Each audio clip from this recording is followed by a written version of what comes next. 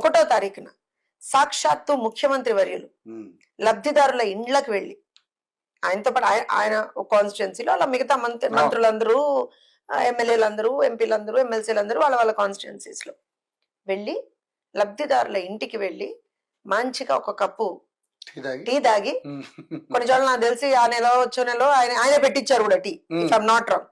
So వెళ్ళి ఒక tea తాగి వాళ్ళ స్థితిగతులు తెలుసుకొని వాళ్ళ మంచి చెడ్డు తెలుసుకొని పెరిగినటువంటి పెన్షన్ సగౌరవంగా, ఈ మాట మీరు నిజంగా నేను నొక్కి ఒక్కాడిస్తాయి మాట, సగౌరవంగా ఇస్తున్నాం. ఎందుకనంటే పెన్షన్లు మనమేం ప్రజలకేం మనమేం మన ఇళ్లలోంచి మన మన మన జేబుల్లోంచి డబ్బులు ఇవ్వట్లా. ఇవాళ ఏమది చంద్రబాబు నాయుడు గారు ఇచ్చినంత మాత్రాన చంద్రబాబు నాయుడు గారి జేబు కాదు, అంత ముందర జగన్మోహన్ రెడ్డి ఇచ్చినంత మాత్రాన జగన్మోహన్ రెడ్డి జేబులోంచి ఇవ్వరు. ప్రజల డబ్బు అండి అది, ప్రజాధనం అది. ప్రజలు దే డిజర్వ్ ఇట్. వాళ్ళకి అవసరం ఉంది, వాళ్ళ స్థితిగతులకు అనుగుణంగా మనం వాళ్ళని చూసుకోవాల్సినటువంటి అవసరం ఉంది.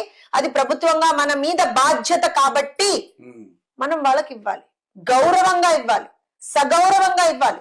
అందుకే ఈ క్షణం కూడా ఇన్ని నెలలైన సంవత్సరం అయిందండి, అయినా సరే ఇవాళకి కూడా ప్రతి నెల 1వ తారీఖున గౌరవంగా వాళ్ళకి వెళ్ళి పెన్షన్లు ఇస్తున్నాం వాళ్ళ ఇళ్ళకి వెళ్ళి. ఆ రోజున ఏమన్నాడు, వాలంటీర్ లేకపోతే పెన్షన్లు ఇవ్వలేం, అమ్మో అసలు ఇవ్వలేం, ఇళ్ళకి వెళ్ళి కానీ ఇళ్ళకి వెళ్ళకపోతే ఎట్లా వచ్చేస్తాయి పెన్షన్లు. అవును. కానీ మీరు ఒక మాట అన్నారు, చాలా గౌరవంగా అనిపించింది నాకు కూడా. అంటే మీరు ఒప్పుకుంటున్నారు ఇది ప్రజల డబ్బు, మా డబ్బు కాదు, అది ఎవరి జేబులో ఇవ్వడానికి ఇది ఎవరి సొమ్ము కాదని. అలా చెప్పుకోలే, వాళ్ళు ఏం చెప్పారు తెలుసా, మేము ఇస్తున్నాం.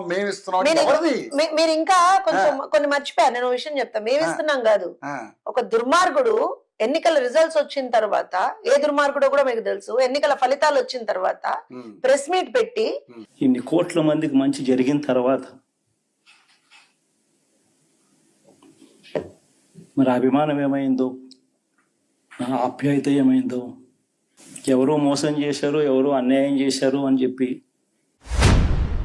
మనం ప్రజలకు డబ్బులు ఇచ్చాము, ప్రజలు మనల్ని మోసం చేశారంటే నీకున్నటువంటి అంటే నీ స్థాయి